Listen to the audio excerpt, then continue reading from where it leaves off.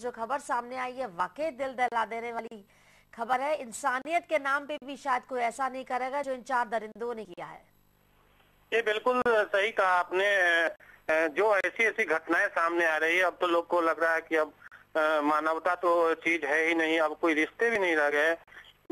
आप मान लीजिए कि वो एक चचेरा भाई, सगा चचेरा भाई है, उसने ऐसी दरिंदगी की है। भाभी के जो भाई हैं वो था, उसका एक दोस्त था, और ये लड़की कितनी मासूम है। वो स्कूल कॉलेज जा रही थी, फॉर्म भरा रहा था, सिवान शहर में कॉलेज है, वहां जा रही थी, वहां की घटना बता रही थी।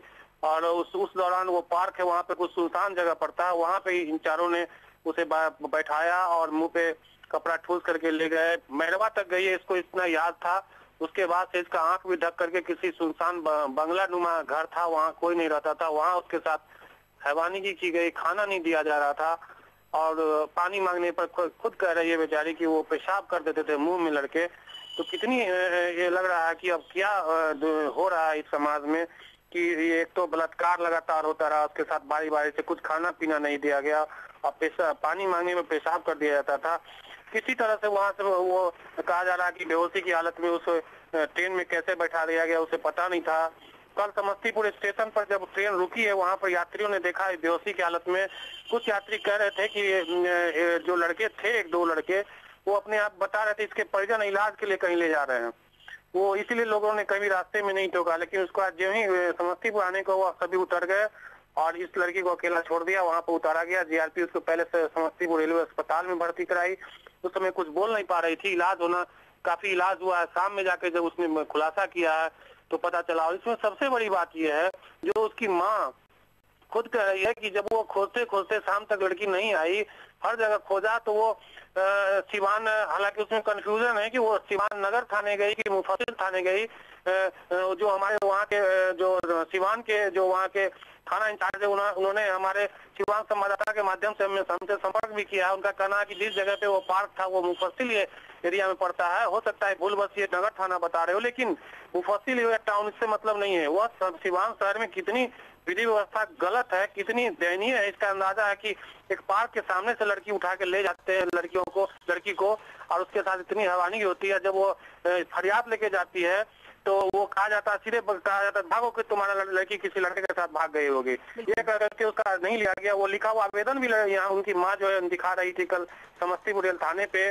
तो सभी पुलिस कर्मियों ने, सभी लोगों ने, जो डॉक्टर इलाज कर, उन्होंने कहा अगर उसके बात को, शिकायत को गंभीरता से लिया जाता तो उसका कोई ना कोई ट्रेस निकलता, ताकि लड़की के यहाँ पुलिस चुपचाप बिना कोई कांड दर्ज किए, बिना तहकीकात किए हुए चुपचाप पड़ी रही, और इधर लड़की हैवानियत का शिकार होती रही, उस पर जुल्म होते रहे, और वो कोई इसका नहीं है। जब समस्तीपुर इसका खुलासा हुआ तब जाकर के पूरे मामले पर हड़कंप मचा है। सिवान से मुझे जानकारी मिल रही है हमारे संवाददाता के माध्यम, सहयोगी संवाददाता के माध्यम से, वहाँ भी हड़कंप मचा हुआ। वहाँ प्रशासनिक बिल्कुल रमेश, आप हमारे साथ बने रहिए। इस वक्त लड़की के परिजन का क्या कहना है इस पूरे मामले पे, आइए सुनते हैं। बुधवार को गायब हुई थी। उसके बाद कहीं गए नहीं? हाँ, हम नहीं गए थे, मम्मी गई थी।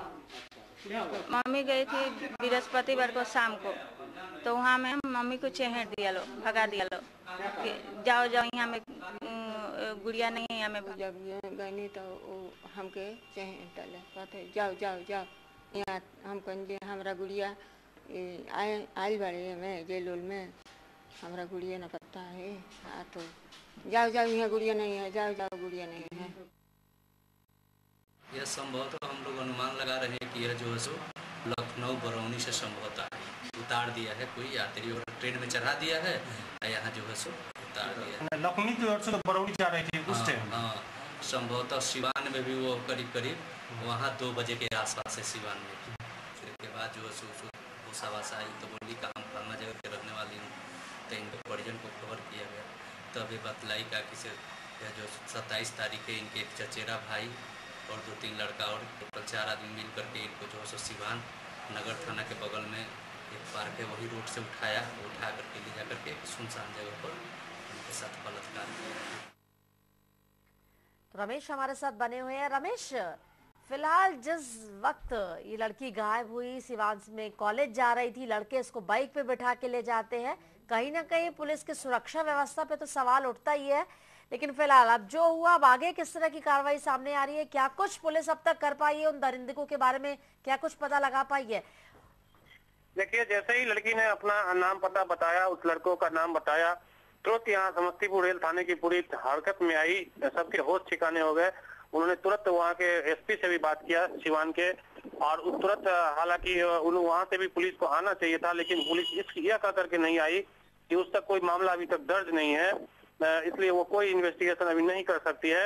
उसके परिजन आए, परिजन का भी कहना था, उसकी बहन आई थी कि वो उसके खबर मिलने के बाद भी वो सहायता के लिए वहाँ गई थाने पे सिवान में, लेकिन कहा कि हमारे यहाँ चूंकि कोई केस नहीं है। बिल्कुल, फिलहाल इस पूरे मामले में कहीं ना कहीं पुलिस कोताही बरत रही है, लेकिन कहीं ना कहीं ये घटना इंसानियत को जरूर शर्मसार करती है। इस खबर पर बिल्कुल नजर बनाए रखिए, कुछ और अपडेट के लिए रुक करेंगे रमेश। फिलहाल शुक्रिया आपका, और इसी के साथ एक छोटे से ब्रेक के लिए रुकेंगे, हाजिर होते हैं फौरन।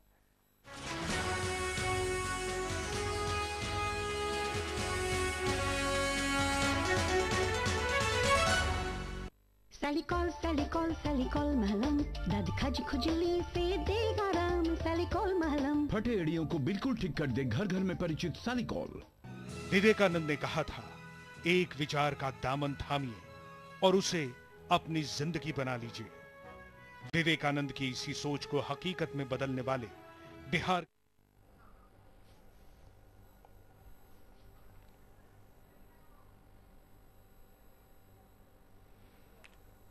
तो अलग अलग मुल्कों में इस तरह के एहतजाज हो रहे हैं। इसराइल की